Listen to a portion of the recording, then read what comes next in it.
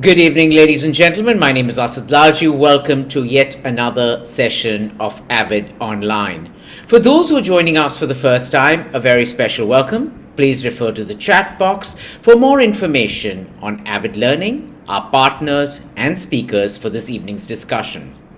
Tonight, on International Museum Day, I'd like to open the session with an ode to museums. Since I was a child, I've always been fascinated by museums, and they're important centers of cultural exchange and understanding of traditions and histories. Inspired that the facets of museums, Avid's Cultural Capital series was born, that glances into the preserved heritage of cities in India and aspires to archive it for future generations. Welcome to the 12th edition of Cultural Capital's Future Legacies of India Cities, brought to you in collaboration with Live History India.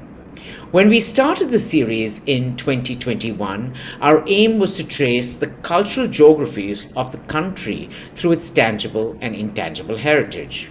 We went to the Pink City, Jaipur, to the City of Pearls, Hyderabad, through the untraced peaks of India, to the newly developed cities like Chandigarh and some old cities like Lucknow. Today, this journey takes us to a city that lies in the lap of the Himalayas, where socio political issues have engulfed the region for decades, yet it remains the cultural heartbeat, Srinagar. A warm virtual welcome to our panel of experts. Kamus Bukhari, author and photographer, Oneza Drabu, author and anthropologist, Hakim Samir Hamdani, art historian and heritage architect, Pratik Sadhu, former chef and co-founder of Mask Restaurant, and they will be in conversation with Aparna Andhare, Deputy Editor and Curator of Live History India. Their bios have been posted in the chat section and should have been also sent to you earlier with your registration. They will look at how cultural heritage of the valley is impacted due to decades-long conflict, how it stands to be one of the most unique urban centers with rich living heritage. They will also debate on the need for policy to meet the future challenges. Today's discussion will last 75 minutes, followed by a 15-minute Q&A. Aparna will be taking questions, so do keep posting them in the Q&A box throughout the session. Thank you once again for tuning in, especially now that the world has opened out to in-person events. Over to you, Aparna, and look forward to a fascinating session. Thank you. Thank you, Avid. Thank you, Asad, for having me. Cultural capitals always fills me with such wanderlust. And what wouldn't I give to be in Srinagar? It's absolutely baking in Pune just now. Definitely not Kahwa weather. It's a very special day to be talking about a city that has so much to offer in terms of art and culture. Asad has mentioned it's International Museum Day, and I'm thrilled to be sharing it with the Avid community. Before we begin, let me take you through a very quick history of Srinagar. You won't find several pictures of architecture in this little capsule because our panelists will, of course, talk about them. And I'm looking forward to a great session. So, Dwani, whenever you're ready, if you can fire the slideshow, please. Thank you. Srinagar and its environs have been inhabited for several millennia. We have evidence that goes back to Neolithic times, and there are cities that are very close to Srinagar that are fantastic sites that show us how people live, the evolution of prehistoric tools, and later exhibits that have connections with the wider world at large, including the Indus Valley civilization. Buddhism flourished in Kashmir, and we have those sites too. Unfortunately, they're quite off the tourist map. And there are places like the Harwan Monastery, where the fourth Buddhist council took place in the first or the second century of the Common Era. Buddhism will dominate this region as the dominant religion until about the 8th century, when it gradually gives way to Shaivism.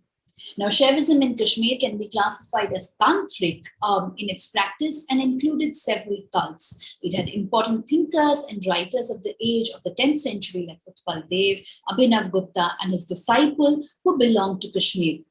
Mysticism also had a sustained following, and we know of the 14th century poet Saint Lal Dev, who composed works that still resonate. While she's quite well known, she isn't the only woman poet coming out of the region. And in the centuries to follow, the sea of stories, and of course of poetry too, will keep brimming. The Mughal obsession of Kashmir is quite well known. They made gardens, spent time in the beautiful valley, patronized craft traditions, and gave us exquisite objects like this carpet that's made from pashmina wool, and even engaged with pre-Islamic traditions of the region. Art and craft flourished, as did architecture, and an engagement with Sufism, especially led by Dara Shikoh and his sister Jahanara, happened in the valley. The Mughal affection for Kashmir was really infectious, and European visitors, from British colonizers to artists and photographers, they all kept visiting and documenting Kashmir. They documented Srinagar too. Srinagar, just the name, evokes two very different images. On one hand, it's a city of immense beauty, of rich cultural and artistic, literary and spiritual history. But on the other hand, the city, and indeed the state, has faced violence on all fronts. There have been wars, conflicts, militancy, extreme military presence, religious tensions that led to the exodus of the Kashmiri Pandits, and all of that happened in the last few decades. In August of 2019, the central government revoked the special status of the state and turned Jammu and Kashmir and Ladakh into union territories. This decision was not universally welcomed, to say the least, and the city tumbled into chaos, internet blockades, scaled up security, and the silencing of voices of the people. As the summer capital and an important city, Srinagar is not new to political turmoil, and through it all, it has remained a hub for craft and artistic traditions. Literature from Kashmir about the region and based on the region still persists despite all odds. For many, Aga Shahid Ali captured the pain of the exile. Salman Rushdie's Midnight's Children begins in Kashmir, and my personal favorite, Harun and the Sea of Stories, has brought, through very clever prose, its complicated landscape to life. Music has also been a significant part of culture, and here we must, yes, music has been a significant part of culture, and here we must pause for a second to mourn the death of the Santoor maestro, Pandit Shiv Kumar Sharma, who was born in Jammu. He died a few days ago, and the valley will always resonate with his music. Srinagar is now a part of UNESCO's Creative Cities for Craft and for Tradition. Organizations and individuals are committed to protecting the city's rich material culture, tangible and intangible heritage, all the while by keeping its preoccupations with the contemporary times. So how does the city like Srinagar navigate its past and its present? We'll find out as we explore the cultural and artistic landscape of Srinagar with our panelists. Let's start with Samir, who has written on built heritage of Kashmir quite extensively. Samir, thank you for joining us. Good morning. I hope your first coffee has kicked in, and you can tell us what is your relationship with the city, Srinagar. Thank you. So if it's possible, if I could have the slideshow, it would be, I mean, as an architect, I find it rather impossible to engage without a pictorial reference. So if I could have thank you. So this is a project which happened last year when Srinagar was declared as a part of the UNESCO Creative Cities Network.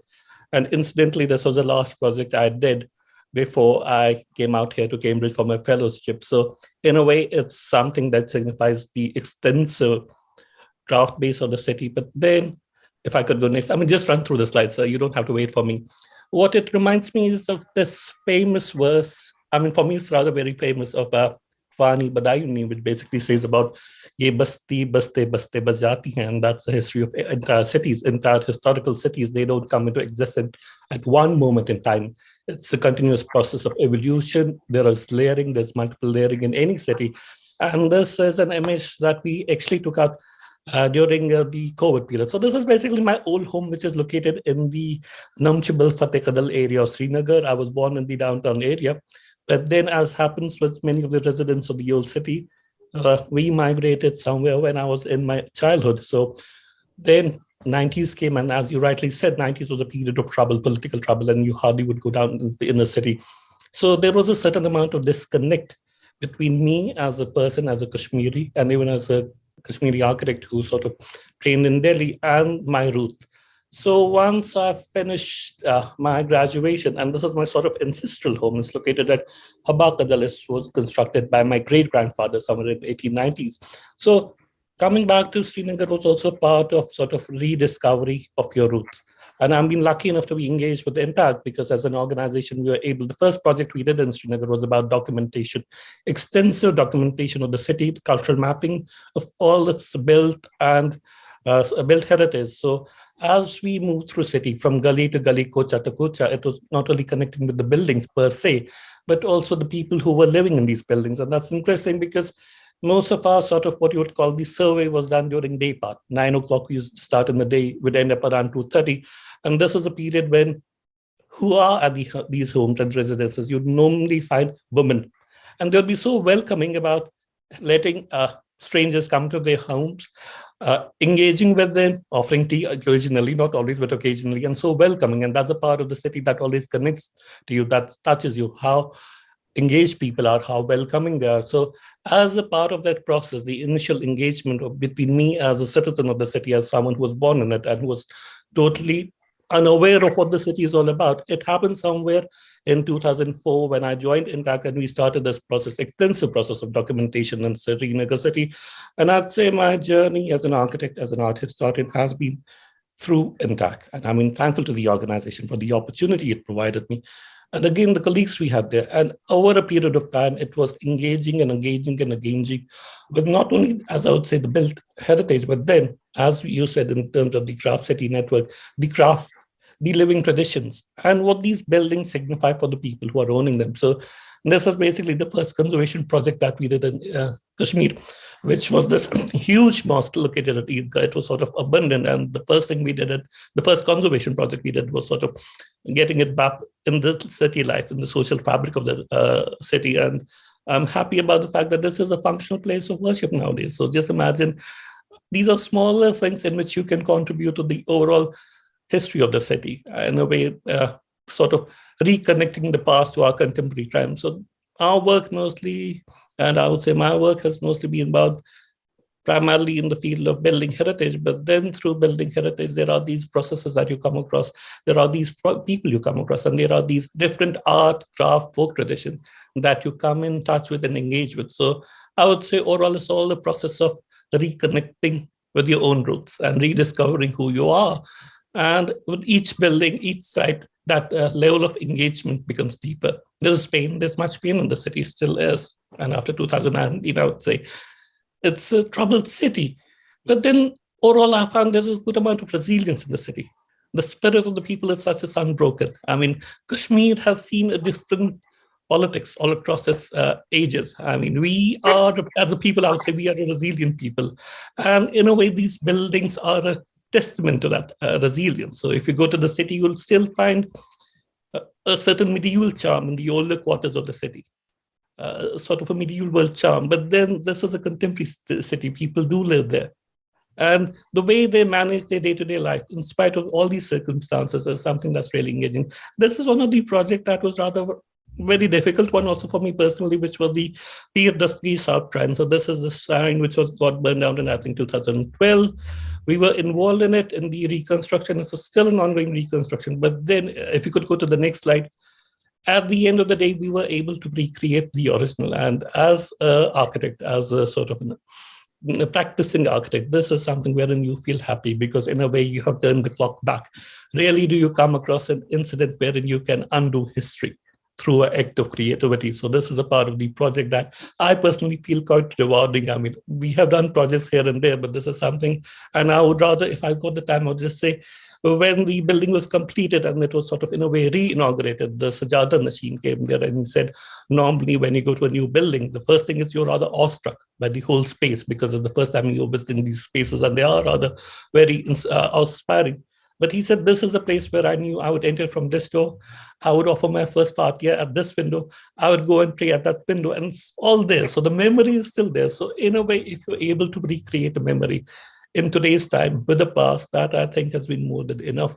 And this is also something which got me interested in from the practice in terms of the actual history. So that is also a moment in my time wherein I started looking deeper into the historical, political, as well as cultural history of the region at large, not only the city itself, which, if I could go on, which then in a way transitioned into my research, into my PhD, and finally into my first book on architecture as it is, which was only published last year. So in a way, it's all a sort of engagement that comes with the city, with the people and the region at large. So it's a sort of a process which is ongoing. So you never know where it's going to happen. So I would just like to mention about this fact, this is a building which is a contemporary building at the Imam Bara Zariwal, but because of the way we were working with the artisans, so the custodians came to me and said, we want to do something new. I said, no, let's try something older, but they'd already done the khatam. And so we worked with the artisans in terms of getting the paper mache work done on it. So in terms of the building craft, you'll always find that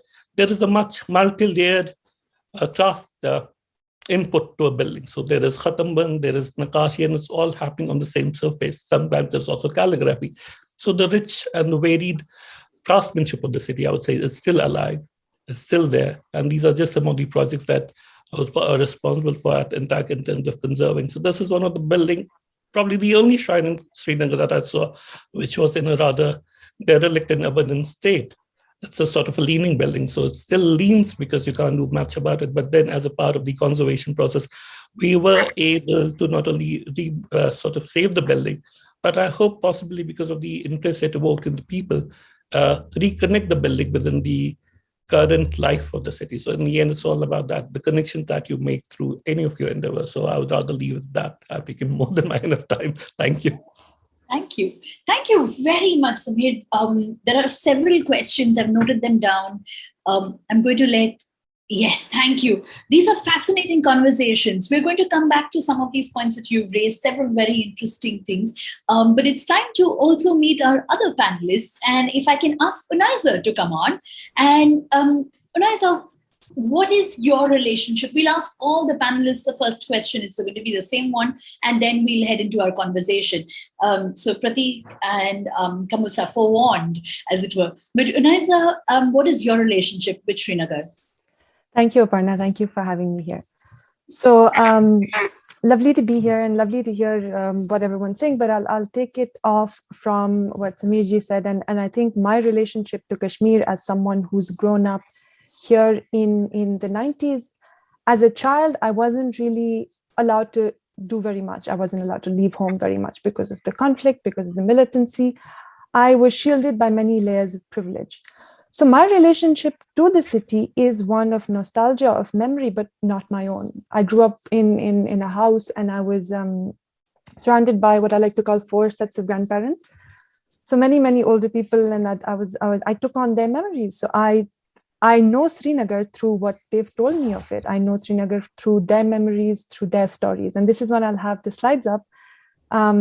This is the first slide. It's a shot from a house in the old city in Ali Kadal, and you can see the river and you can see a part of the city which I really didn't have very much access to. But I know the stories. I know the lived realities of the elders who lived here. So I could almost hear the sounds of these spaces. I could almost know how they lived their day to day. And obviously, as someone who also saw a lot of natural beauty, a lot of, Kashmir is beautiful. Everyone knows this. But to me growing up, it wasn't something out of the ordinary. We don't, I feel, as a people, stop and appreciate beauty as much as we enjoy it. We go out in the parks, we take picnics, there's samavars, and obviously I was restricted from doing much of it due to the time that I was growing up in. But it was very idyllic, and I heard these stories from others. So what I could have access to, though, at that time was, spaces of faith. And this is an image again of the Dastagir Sahib shrine. It's a bit blurred because it's almost a reflection of, of memory, of imagination. So a lot of the spaces of religion I had access to, and I could go to these shrines, I could visit them. But even if I couldn't visit them, sound reaches you. In Kashmir, your days are punctuated by either azans or gurbanis or sounds of, different faiths, and they come to you. So to me, a lot of the rituals, a lot of the lived reality, a lot of proverbs, idioms, stories that find themselves linked to particular markers of space, that was my relationship with the city.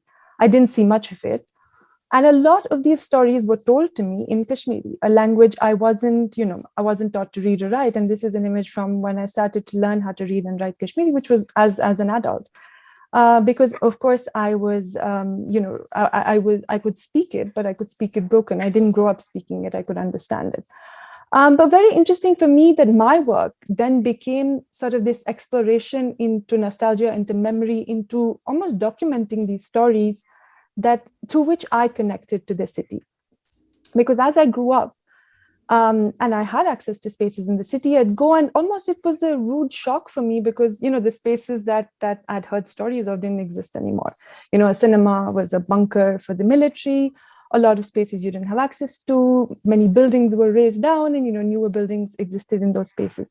So for me, my whole work is informed by this idea of preserving these memories, preserving these moments, preserving folklore, and an inherent aspect of this is through language, because our language keeps ritual in mind. Our language is almost like an ethical code that you pass down from one generation to another, because with proverbs is wisdom, with a lot of things we say or do is ritual and a story associated with it. And like I said, in when I grew up, I had access to these spaces, and they were very different from how they existed in my imagination. And a lot of spaces, cafes, and so on that now exist here almost could be anywhere else in the world. But it's interesting because a lot of these, obviously, naturally, as with every other city, they evolve and they come up. But it's interesting how then through language that memory lives, through language, through stories that memory lives, the ethos of a place lives. And that's what I'm keen on exploring, and that's what I have been exploring. But also while navigating these spaces in the city, what I found super interesting, and I'm sure we'll speak about it a little bit more, is how this reclamation of tradition that we just talked about is happening on different levels and in different spaces, and particularly in the digital space. And to me now, a lot of the city and events and so on, and conversations that would normally exist in a city with ease, now in Srinagar exist online. A lot of these conversations, serendipitous conversation about culture, exist online and on social media because there's less censorship.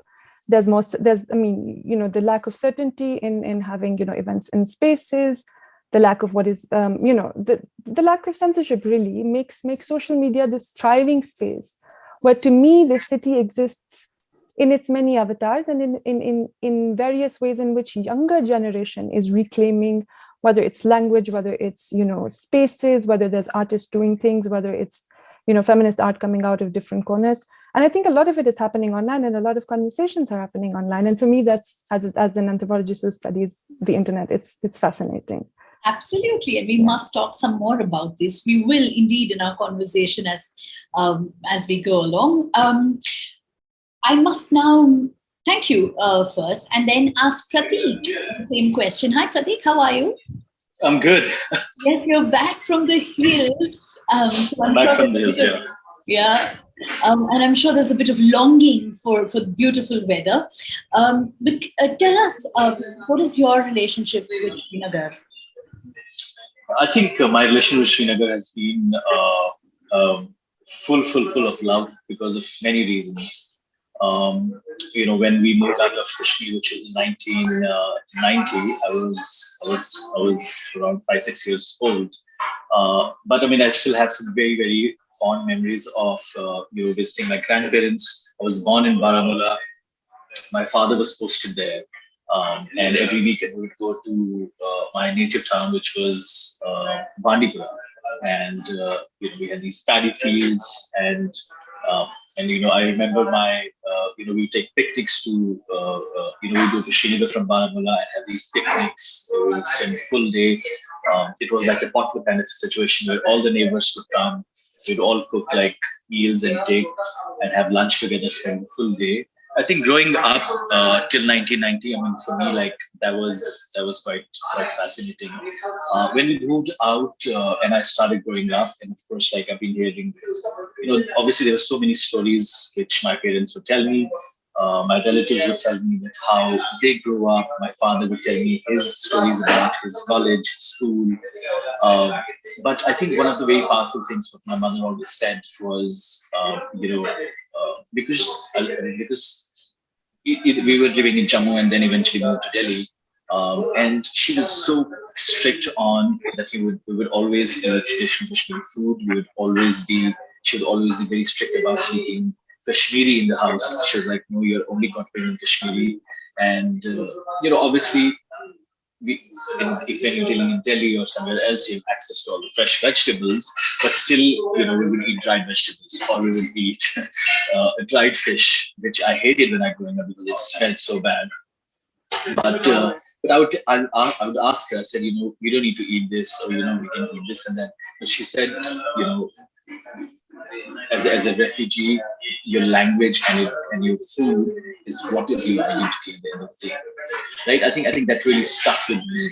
And when I went to the school, when I graduated, I moved to US, did my timing there, started working in different restaurants all over the world. And while I was at this restaurant called Nagma in Copenhagen, I was very fascinated and I was very inspired to see that restaurant putting Copenhagen on a global map, just using local ingredients. When I moved back to India, this was in 2012. I started visiting Kashmir a lot. I started understanding Kashmiri food. I started understanding Kashmiri ingredients. And I was looking at those ingredients from a very different lens. And while I was trying to understand the ingredients, it just struck me that it is a part where there are legit four seasons, and when that happens, you have the different kind of vegetation. You have different kind of ingredients.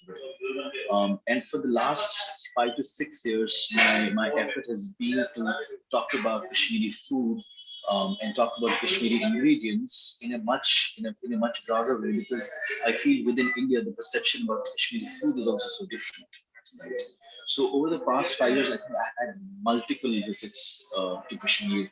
I've had great friends who have helped me sort of reconnect to a lot of things, and also trying to understand what really Kashmiri food is. And I was having a very interesting chat with the journalist, and she was like, "Yes, Kashmiri food is really spicy." So, and it's full of meat. And I was like, no, that is so wrong. I mean, if you try and understand what Kashmiri food is all about, you'll see it has the best vegetarian food, right? The kind of ingredients that you get, the kind of wild ingredients that you get is amazing. The kind of fruits that you get is amazing.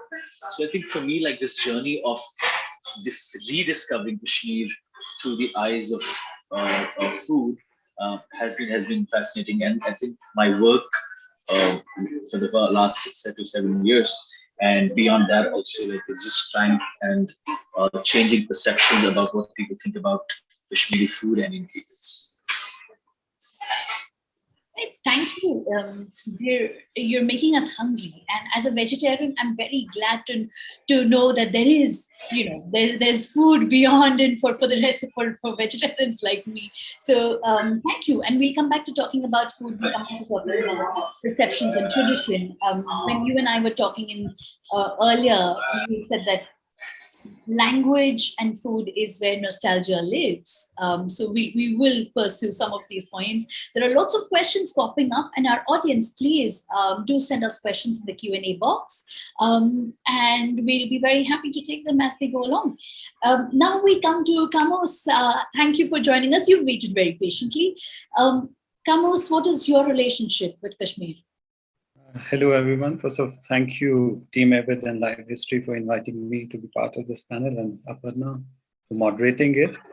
I would say my practical, or rather professional, engagement with the city has developed through my association with its artisan community. I think the men and women who tirelessly work with utmost resilience to maintain the cultural legacy of Kashmir. And I've spent my formative years out of Kashmir, and it was only in the vacations that I used to visit Srinagar.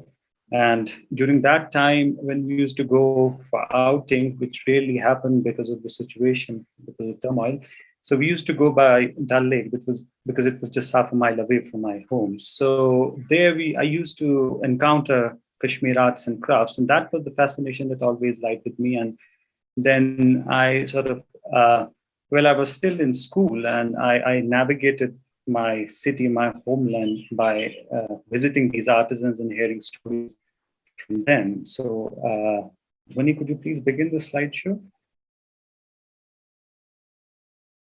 Yeah. So this is the photograph that I took in 2017.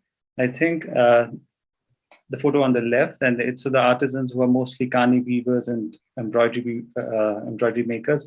And this was taken at a time early in the morning at 8:30, which was a rather unusual time for me to encounter all these artisans just sitting idle. But when I asked them, and they simply said that they haven't slept, and the reason for that was that the order that they were working on for about a year was suddenly cancelled. The buyer just refused to take it, and because he said that he could buy machine-made stuff from outside Kashmir and earn more money over that. So this is the photograph that I took then, and on the right, so kind of my encounter with these people exposed me to the realities of the cultural scene in Kashmir, what really the struggles, the everyday struggles that these artisans have to undergo in order to keep the identity of the city alive. I mean, the most perhaps pillars of who keep the cultural legacy alive. So on the right is another photograph of an artisan, Mohtarma Sharifa. And when I asked her questions, and she said, "Do you want to click my photograph?" And I said, "Yes, of course." And she said that, "But I'm not being paid equally as my husband is being paid for the similar shawl." So this is again a challenge that women constantly face in Kashmiri women artisans, that they have to deal with low wages. But then there are few design companies or companies who are working with shawls who are paying them well. So yeah, can you move on to the next slide? Yeah, so on the left, there's it's another flavor of the city that I got by meeting Mohtaram Mohammed Subhan, who's an octogenarian artisan, and he had lost his son at the age of 27, when he was 27, in a crossfire.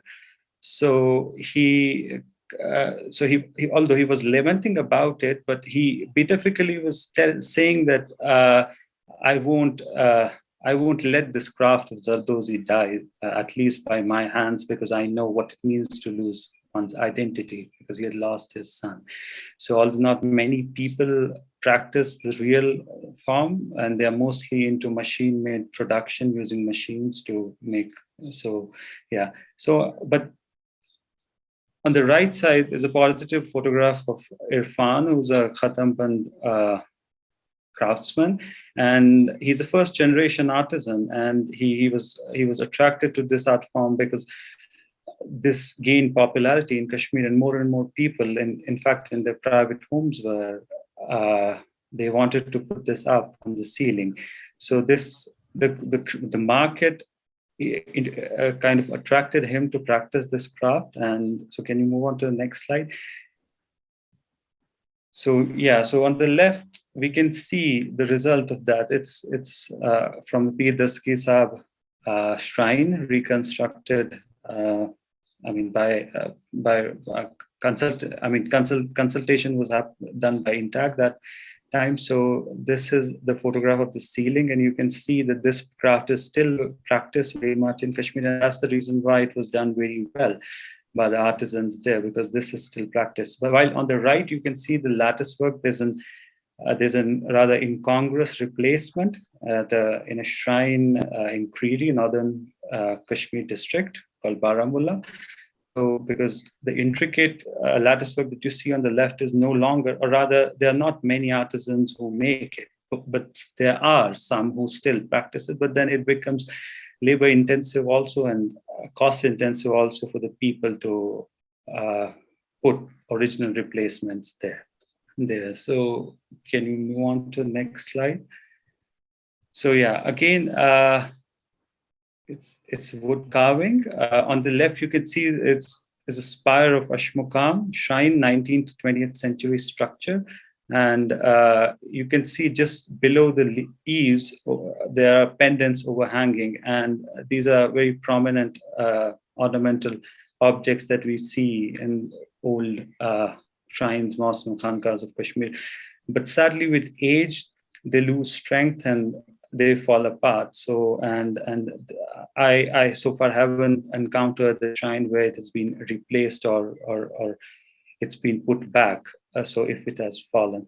So for the book, recently, the book that I edited, we had commissioned the artist to make pen and ink renderings of it so that you can see it up close, because it's difficult to take photographs of it. So on the right, you see the photograph, the illustration of the pen and how beautiful they look. I mean, in Kashmiri, we call it dur because it resembles with earring, the structure of earring. So yeah, so that's my association with the city. It's of course a home, and I've always had longing for it. But mostly, I've navigated the city through stories and the struggles of this artisan community. So we can discuss it elaborately. And through making very beautiful pictures of it. These are stunning photographs, Kamus. Thank you very much for sharing these with us. To the audience, I'd like to say that the Q&A box is open. We've got several questions. I'm going to start us off by picking up a strain that we've been talking about. I've seen this in your pictures and Samir's pictures as well. What are our sources for these to access when it comes to restoration, because it's so beautiful? But what are we looking at? We know that there are paintings, of course, but specifically architecturally, what have you been looking at to create these absolutely fabulous restoration projects? Samir. So the question is, it might be a rather longer answer. So after we finish with our mapping, which is basically just getting a sort of form filled about what the building is, we went on an extensive documentation project, which is basically wherein you do AutoCAD drawing. You measure the building inch by inch, and you take immense amount of photographs. So I remember when we had this incident at the Spear South, after it was burned, the first meeting which we had with the CM, who was Umar Abdullah, was, is it possible to recreate it? And we said, yes. And then they said, how? Because if you remember, there was a similar incident which happened in Sar, somewhere in the 90s, when Sar Sharif was burned down. And the reason for that rather kishy structure that came up there was, we don't know how the original was. We can't build it up. So the argument that we faced was that, how can you do it? One, how do you know what to do? So we said, we already have all the detailed drawings. Luckily, we had done documentation for around 24 or 25 buildings. So we know what is there. The second question that came up was, but apparently you don't have that level of craftsmanship. The traditional way of putting it across in Kashmir is that wo log to hai nahi, tum log chhin hai, wo karigar nahi hai. I mean, those craftsmen or not, it's somehow we assume that level of finesse in the craftsmanship is no longer there. It's not a question of that. It's basically primarily our crafts have entered into a stage of mass production. They cater to a different clientele. So if you're getting a certain amount of money per day for a certain amount of objects, the skill or the level of the finesse of the work would deteriorate. So the question was, you don't have the craftsmen? We said we have it. And because if you remember many of these shrines, there are so many different crafts that are being used to sort of decorate and embellish them. It's not just one particular craft. So you have a variety of crafts. So in the end, it's a part about an archival research, which is basically looking at historical records, and historical records would be a textual reference. Historical record would be a pictorial reference. Historical reference could be also in terms of archaeology. I mean, where you need to just look at the building and see what is there. So these are different sets of information that basically build up your case for a restoration. It's a pretty scientific way of doing it, to be very honest. So there are different layers of information that you fill in, and then you can go and recreate it. And as I was saying, luckily enough, we had already started the process of documentation. So there is some documentation that is available, which was done in the early part of the 20th century by the ASI, under the then British ASI. So we have some basic documentation, which was primarily for three main monuments. One is the Khanqa Molla, Jamia Masjid, and the Pathar Masjid. But barring that, we had hardly anything, especially in terms of the wooden architecture. So one of the first projects we did, which is around 2007 or 11, which also forms the sort of the core of the book that Kamus also did, is the documentation process. So documentation is primarily the tool that would, for you as an architect, help you in recreating anything which is gone. Absolutely, thank you. And I believe with documentation is also where knowledge building happens. Thank you, Samir, for this. Kamus, I'm going to ask you this, because you've worked extensively with craftsmen, craftspeople, men and women, and artisans and artists. Do you see an innovation that is happening with craft and art? Because there is the tradition, but tradition also has to evolve. What sort of innovation do you see in terms of pattern, in terms of technique, and how do they navigate historical methods of doing things and contemporary? Well, certainly there's innovation. It just depends if artisans are given a chance to be innovative. And usually what happens is they're being commissioned to produce a certain object, and then specifications are given by the buyer that how they want it to be. But then it's seldom that the artisans find an opportunity to really innovate, go back and think about how they do, because most of the time they're being dictated what to do. And at times when they come up with the design, a rather new design or a new technique, then that's being adopted in the market. But it takes time to go to the market. First, they need that time, breathing space to think, because they're just hardly working to make their ends meet. So it's very difficult for them to sit back and think, but then certainly it's happening. There are more and more people who are joining the community. Like I mentioned for Khatam Band ceiling, the new youngsters are coming forward, and first generation artisans are coming forward. Likewise is happening with papier-mâché, that people are also coming forward to make small little goodies, because most of the time the bulk order comes during Christmas to ship out of Kashmir. So you have those Easter eggs and those balls to hang over the ceiling. So for that, I've seen in the workshops that even children who are as young as 7 or 8 join the family in making that. So that's great. But it's just that they need the time. I mean, we need to give them the time, and also an atmosphere where they could really show their brilliance. So, yeah. Absolutely. Speaking of innovation, Prateek, we must ask you, innovation in food is such a hot topic just now, and I think Musk at some point is also leading that.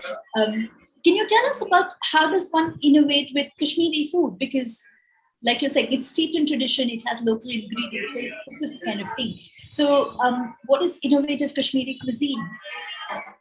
Honestly, I think for me, it was the food is so emotional that, whenever anybody talks about innovation regarding Kashmiri food, I'm always like, I don't think we should there's a thin line between stripping the soul of the cuisine and being innovative. So, at Mask, I've done a lot of fun stuff as far as food is concerned, Kashmiri food is concerned. And I can give you a few examples. We did, so there's something called Suk Sarvan, which I personally love. It's basically sour liver. So we did a variation where usually you would eat rice and Suk Sarvan. So what we did was we made these crisps out of these rice and made ice cream, it's savory ice cream out of Suk Sarvan. And likewise, I did a take on Gushtaba as well, where we sort of, when you see the principle of Gushtaba, it's like an emulsified meat. So there's a ratio of meat and fat, and it's very thoroughly emulsified. We took the same principle and applied through an ice cream machine, where you rotate and emulsify fat and meat at a certain RPM, and it creates a very extremely bouncy sort of Gushtaba. So while I was mentioning, there's a very thin line difference between stripping these, stripping the soul of a cuisine, I've been very sort of thoughtful about what is fun. So I was trying to have fun with the cuisine, while at the same time being very thoughtful that it's something which is very deeply rooted at the same time.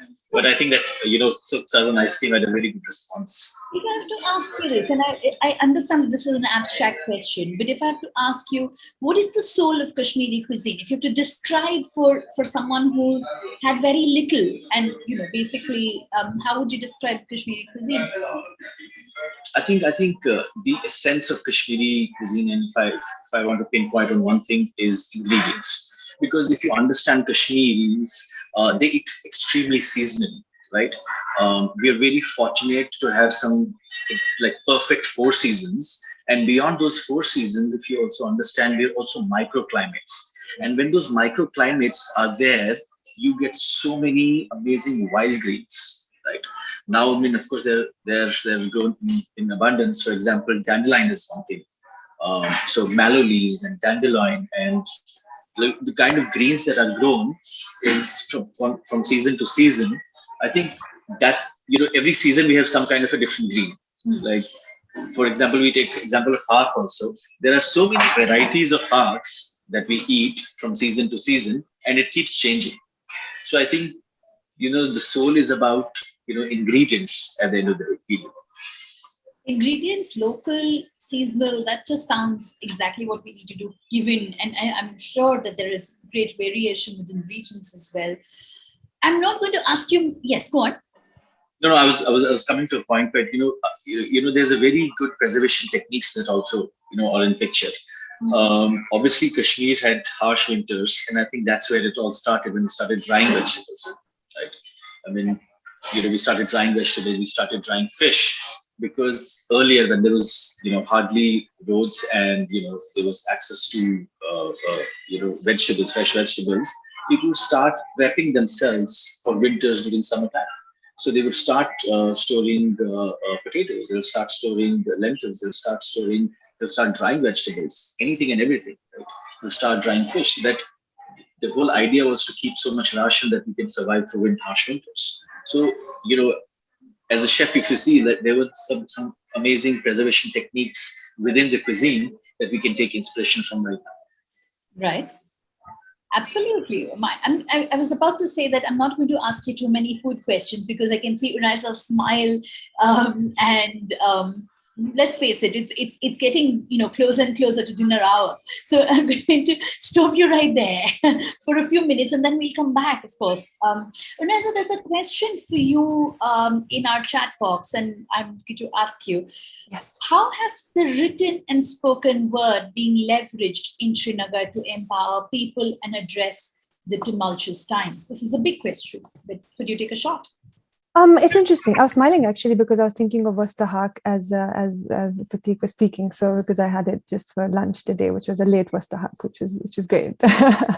but yes. So I think over the ages it really has changed, and more so than ever before. Now there is an emphasis on the Kashmiri voice. For long we've had our history told to us, or we've read our history not written by Kashmiris. And now I think there is this reclamation of voice that's happening, whether it's through, like I said, digital media, or through like just more and more Kashmiris coming out and speaking. There's also a reclamation of our vocabulary. I don't know, it's something very obscure, but it's slowly changing, that the names of places, of spaces in Kashmir that have over the years become, adapted to Hindi or Urdu or however, are going back to the vernacular. So it's happening slowly in literature. More and more accounts are coming out. There's interesting, not just novels, but short stories, a lot of reportage, which normally wouldn't happen from an insider's perspective, is now coming out and happening. A lot more digital projects, a lot more, adapting oral literature to the digital space is happening, which is giving room for us to tell our stories the way we want, and in our voice, really. I think that's how it's happening. There are a few projects that I can think of digitally that is happening in. But I saw another question around literature. and what to read when it comes to, sort of the context of Srinagar. And I think this is something you had also asked me, Aparna. So, Yes. So I had a few in mind. And I think the most lovely one, which also ties in something we spoke about, about craftspeople, is Mirza Wahid's book of Gold Leaves. It's a novel set in the old city, and it documents not only just a very lovely love story, but also life in the old city and the transition during the militancy. Another one that is quite popular, which is it came out last year by Farah Bashir. It's called Rumors of Spring. That's also a very interesting account of a woman coming of age, a girl coming of age during the conflict, and it's set in Srinagar. So a very interesting read, in terms of how to understand the city, its space, and how things have changed. And in that book, also she documents a lot of memory and how spaces changed, how rituals evolved in the conflict. Yeah. In addition, of course, if you're interested in architecture and syncretic traditions, then I must plug in Samir's book. And if you want beautiful pictures and craft heritage, then Kamus's book is excellent too. Prateek, hopefully at some point, will also write his book on food. Prateek, are there any food history books that you might want to recommend?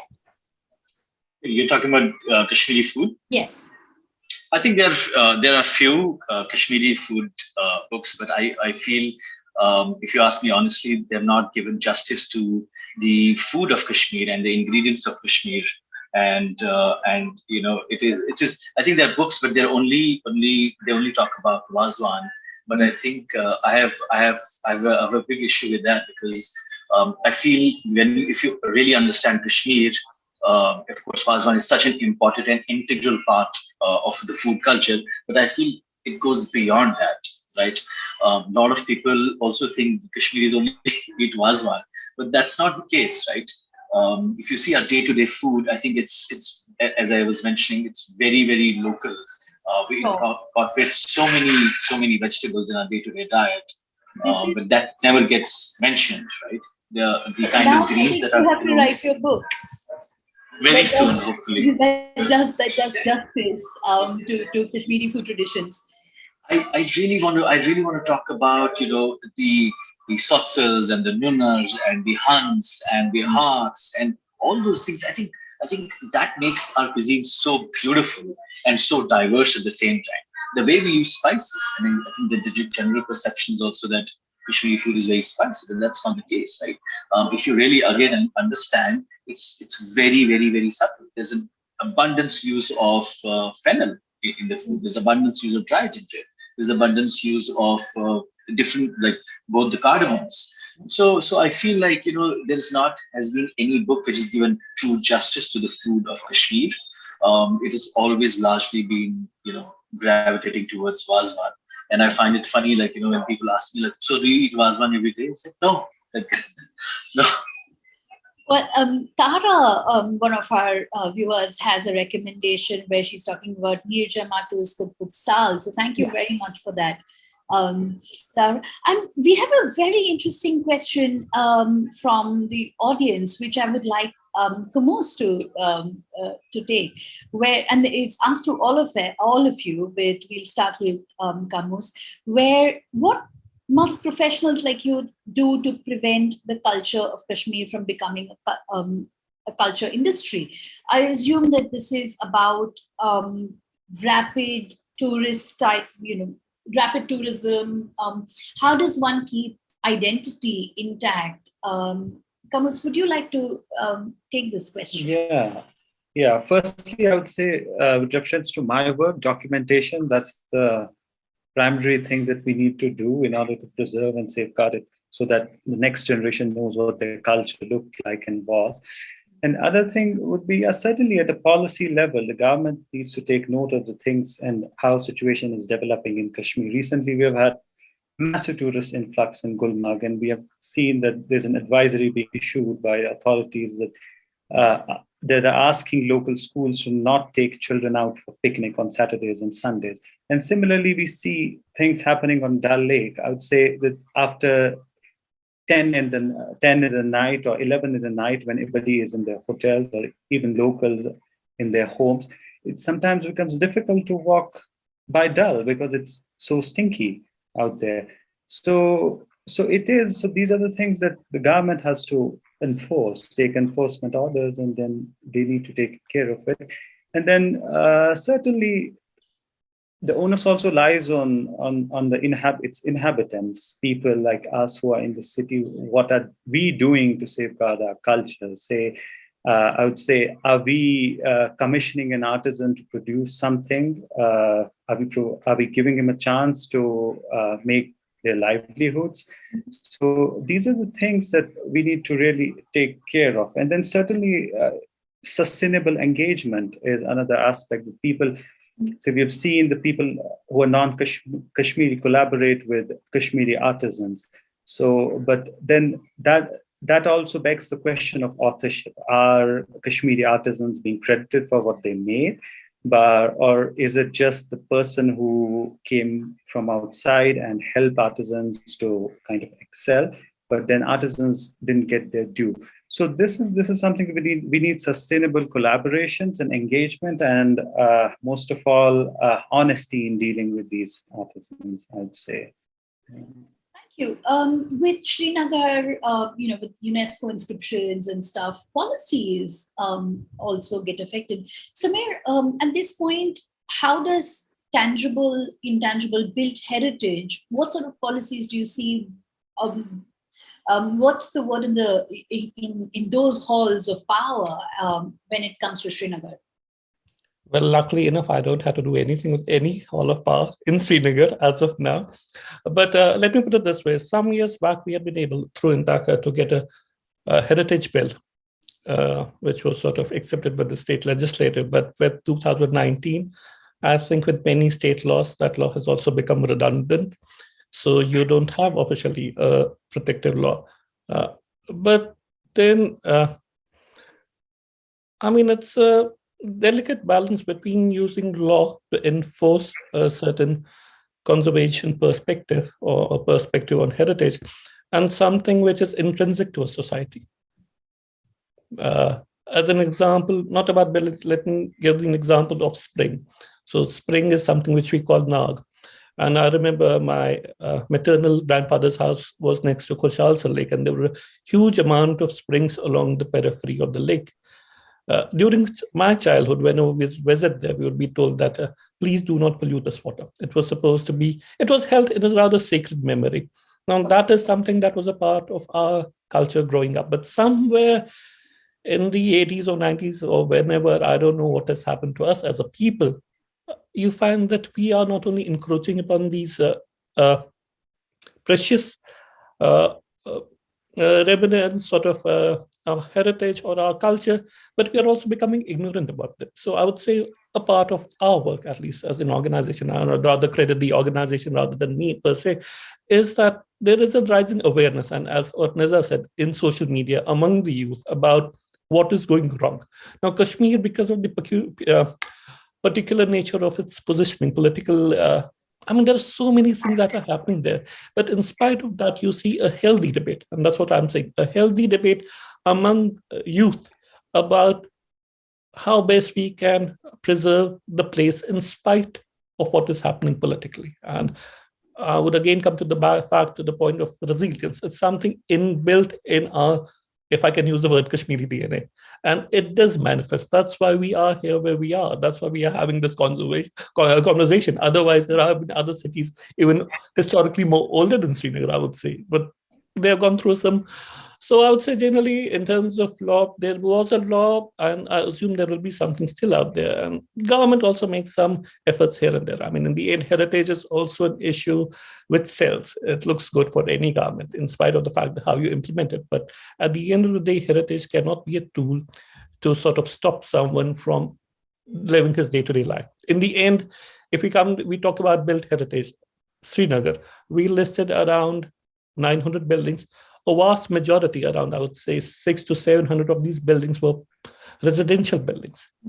So in the name of preservation, which is again being sort of fetishized in the whole city, you can't tell to someone that you can't change a window because I want that window to look like this. to preserve that image of the past. You don't have the resources, you don't have the financial resources, you don't have the availability of material, maybe the craftsmanship is not there. So how do you manage these sort of things in spite of the fact that the state is not putting any financial support to such initiatives? You can't just tell to citizens who are living in these houses, you can't do this, you can't do this, you can't do this in the name of heritage. Heritage, I think, in the end is about engaging with the people because of the fact this is their past. You can't force it on them. So I would say generally to a large extent, there is a rising awareness within the city, within the people and across Kashmir about a past. There is a certain amount of nostalgia also about it because we have lost so much that we need to preserve it. But where does the state come and how does it come? That's a question which is open to many debates. Right. This is very interesting, and I think a good way to also sort of ask Onaiza about her ways of, because intangible heritage stories that you've managed to preserve, and frequently as buildings are important, so are these stories. Onaiza, you've had you've had conversations with your parents. As a woman, you've had a very different relationship with the city, I'm assuming, from the one that Samir has had. Can you tell me a little bit about your process? How do you navigate Srinagar? How do you get these stories? And are women's voices being recorded at all? Yes, super. So I'll take the last one first, that women's voices are more than ever before now being recorded. It's not, I think it's a bit patronizing almost to when people paint this idea of Kashmiri women as, people whose stories need to be told, because for generations, women have told their own stories. We've had women poets across generations. I mean, someone like Habba Khatun, of course, would complain about, X, Y, and Z a lot. I mean, I'm not saying patriarchy didn't exist, but of course, they always had their voice. And a poet like Habba Khatun, for example, her voice carries the voice of many generations because it's sung, it's oral. Over the years, it's sort of morphed and taken a life of its own. So women's voices now, much more than ever before, I feel like are out there. I mentioned Farah Bashir's book, but also there are many feminist collectives that have come up, many other digital spaces that are having these conversations with women. Is that on Twitter? Where is this happening? What are these? They have their own websites. They have Instagram. Instagram is a big place where a lot of these conversations happen. Twitter as well. And a lot of these, a lot of women artists are coming forth. A few years ago, a group of women artists got together and we designed this calendar about Kashmiri women through the ages. So each of them reinterpreted one in their practice. So we did this calendar and we're trying to come up with something, a bigger project with it. So yes, much more than ever before, women's voices are being told and are out there. But when it comes to the city, I have seen it change even in the way I engage with it when I walk on the street. A lot of spaces I sometimes don't have access to, I'm told off for. A lot of I'll give you an instance of the Barsha Dummat in the old city. If I, as a woman, sometimes go by myself, just walking in, there'll be one or two men who will probably tell me that, this is a graveyard and women aren't allowed to go. Of course, I'll still go in, but this sort of restriction does come into place. I think of late, I've seen it happen. There's dogs everywhere on the street recently. As a human being, not just as a person, it's just awful and there's this atmosphere of fear in general, and the dogs just add to it. So there's a lot of tension in spaces. There's a lot of, a woman doesn't have it, I suppose, as easy as men do. I spent a lot of time in the archives, not in the archives, in the Cultural Academy, and before the floods in this SPS museum, which had this beautiful crumbling library. It was also a space that sort of existed in like a time warp. There were all these books, but there were peeling walls and pigeons stuck in different rooms. And it was a wonderful open space. So I had moments where people were very open to sharing information, sharing things. But of course, there's always, so as a young woman, as someone, in her early 20s who's tried to access these spaces, I was often infantilized and patronized a little bit. But I think that probably is everywhere as well. But with Srinagar, I feel like as a woman by yourself, there's inaccessibility of a lot of spaces. And the moment night falls in Kashmir, everything changes. I think as long as it's daylight, I feel completely comfortable being by myself, being out there. But I think not just as a woman, but just as a Kashmiri, I think that we dread nightfall. When it's dark, everyone's just back home and things are closed up. Of course, with tourism, that's changing. A lot of tourists I see out in the streets past nightfall. But as a Kashmiri woman, I feel like I myself am afraid to go out. And not because, not just because of patriarchy. There's heavy army presence and military everywhere. So there's always fear while going out by myself. I also suppose that when everyone comes home, and this might be looking for a very faint silver lining on a very dark cloud, but when you're at home, and these are times when people might be able to tell stories. These are when when you're at home and you're talking about the past and stories that are shared, and I suppose that's when that's when a great cultural sort of phenomenon at a family level might be happening, or so one hopes. But like I said, that's a very faint silver lining on a very dark cloud. Well, I think when you're home now, and this is the reason why I sort of took to folklore and I took to like writing children's books. When we were growing up, there were very few avenues of entertainment. It was your elders, everyone sitting together, communal spaces, sitting together in a hammam or in like a warm room in winters, telling stories. Now you have access to everything on your phone. Children have access to, global content on YouTube or any of the apps that they use.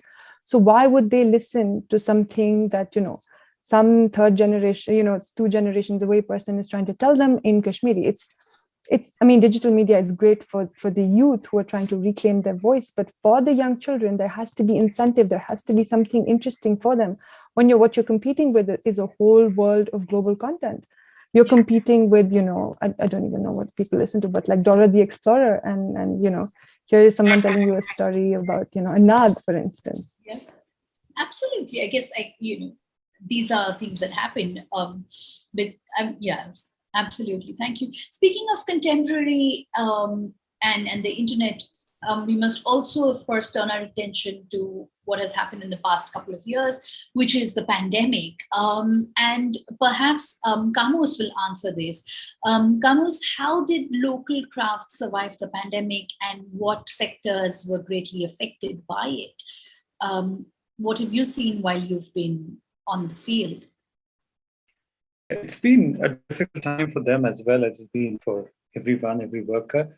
But unlike what happens in, we can say in other administrative units, is that there's a support system, which is very unlike, you can't find it in Srinagar, because artisans are not provided any support. Mostly they work privately in their own workshops or homes. So they really suffered bad, and some of them then either stopped or abandoned their craft practices for some time, and then or others just make it their second profession, rather something that they can do in free time as hobby, because it's very difficult for an artisan to not practice what he or she has been doing for years. So it's been a difficult period for them. But then certainly after the UNESCO recognition that there was an enthusiasm within the artisan community, and particularly the carpet weavers, because recently GI tagging has been done, which means that every product that is exported out of Kashmir bears the name of an artisan who made it. And where it was made. So that kind of also gives a moment to the artisans to celebrate, and they kind of see it's something, the name of their village going outside, and then people directly contacting with them. So that's been the case. And the other recent development that's happened in the pandemic would be that the artisans, the children, the second generation, most of them opened the social media accounts when internet was allowed in Srinagar. So they opened their Instagram accounts, and then they had orders coming in out of solidarity. The people, when they shared their stories or their craft or what they had made, so there were instant buyers online that procured the things. So that's been a great advantage. And then carrying on from there, so artisans have developed. We see that artisans also. I'll give you an example that recently there was a photojournalist who works with the International Wire Service. photographed an artisan, again in his 80s, who's a wood carver. And he was not certainly known in the artisan community, but not in the commercial market. But suddenly, when his photo was out on the social media, he got orders and he was flooded. And so, which forced him to put his WhatsApp number online. And he asked the journalist to put his WhatsApp number. So that's been a good development. But largely, I would say that there's no real support system that exists in Kashmir to help these artisans at these times. Yeah. Thank you. This is the difficult part, isn't it? When suddenly everyone gets flooded, and then will this be sustained? What happens to traditional craft? What happens to even passing this knowledge from person to person, right? From generation to generation? That becomes very crucial and important. Motives need to transfer. Yeah. Well, certainly, yes. And also, pandemic was also a time where artisans, although they had their own agonies there, but then it also gave them a time to think about what they can do. And one of the artisans, his name is Said Maqbool Hussain, who practices papier-mâché. And his father was a known calligrapher in Kashmir. So, and he spent his time doing kare kalamdani, which is basically making holders, pen holders, or writing instrument holders. So that was something he said that I've kind of sort of, he had the time to look back and think and also make it more alive, and he did that. So that was also a time of great reflection that artisans had. But certainly that product was never in the market, but nevertheless, he fulfilled his hobby. Yeah, thank you. I'm going to ask Sameer a question and then come back to you for, and all of you, in fact, for recommendations. So Kamus put together a short mental list of, Asad has appeared.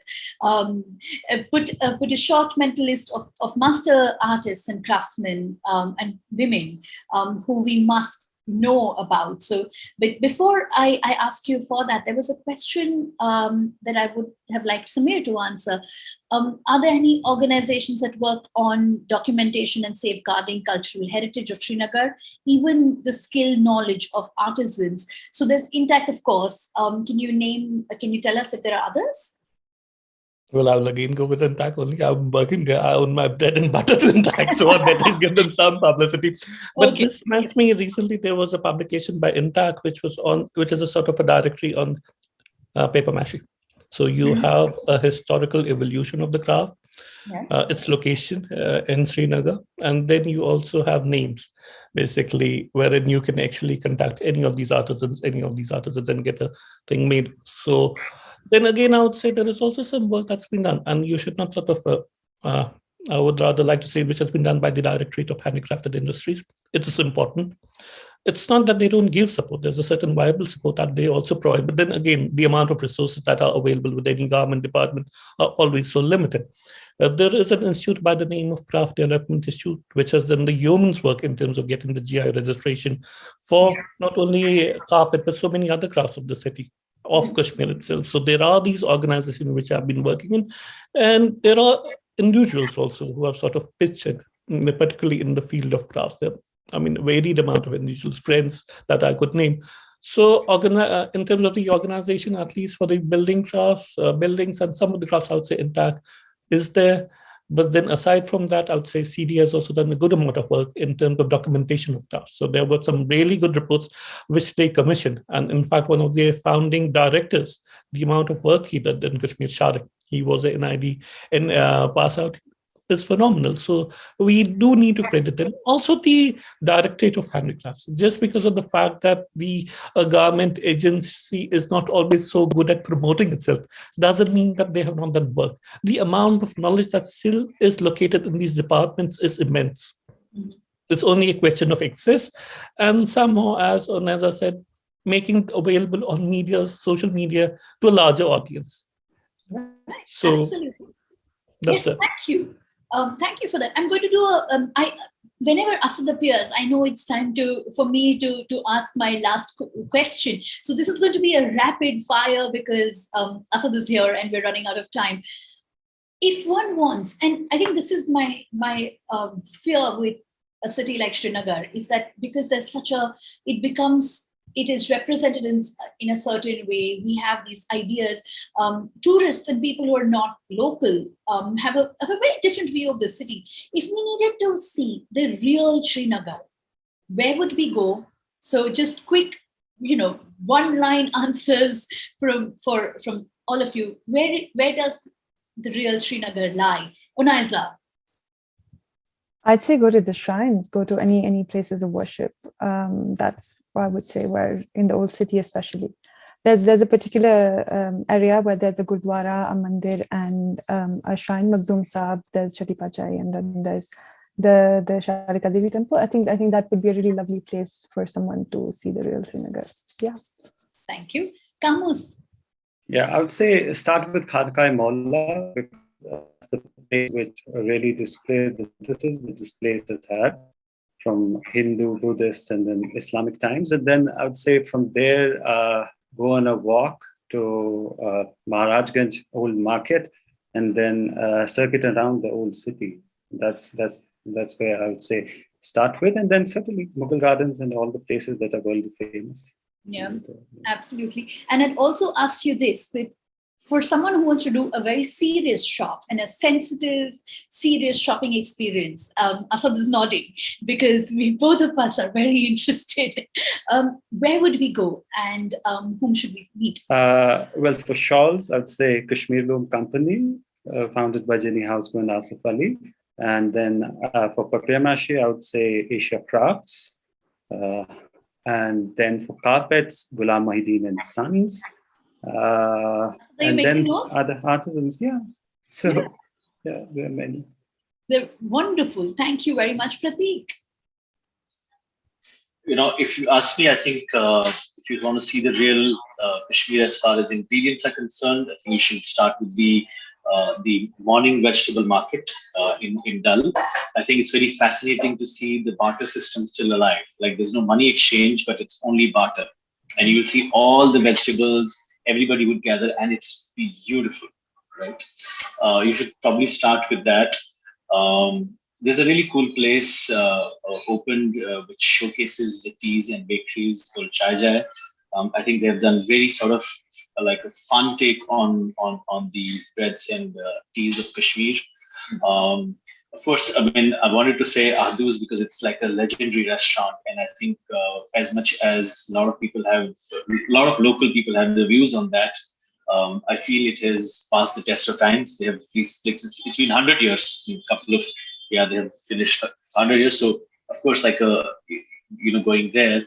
But if you really ask me, if you know anyone and anybody local, the best is to eat at people's houses. I think that's where the real Kashmiri food is. So, Asad, you and I are very lucky because we now know lots more people in Srinagar and in Bombay. So, fantastic. When are we going? Yeah, exactly. So tell me, let's compare calendars. But thank you guys, to the panel for such a wonderful conversation. And Aparna, as usual, you were stellar. I started my introduction with talking about International Museum Day, and I was at the Bhadaji Lad yesterday for their 150-year celebration and the book and all that. And they had this wonderful exhibition they opened called the Hall of Wonders. And part of their exhibition and part of their archive and collection was this beautiful Kashmiri carpet, and which was I thought was one of the best pieces I saw there. And they actually talked about that has been part of their collection for such a long time, and they actually got in Kashmiri artisans. I think in the early 2000s when they went through their whole restoration process. So it just got me back to this topic and my yesterday and museum day. So I thought I had to share.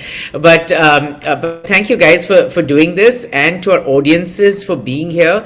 A special thanks to a dear supporter and a friend of mine, Ranjit Hoskote, for actually recommending many of you all to be part of this discussion. At Avid we don't really stop, so we have about something every 2 or 3 days at Avid.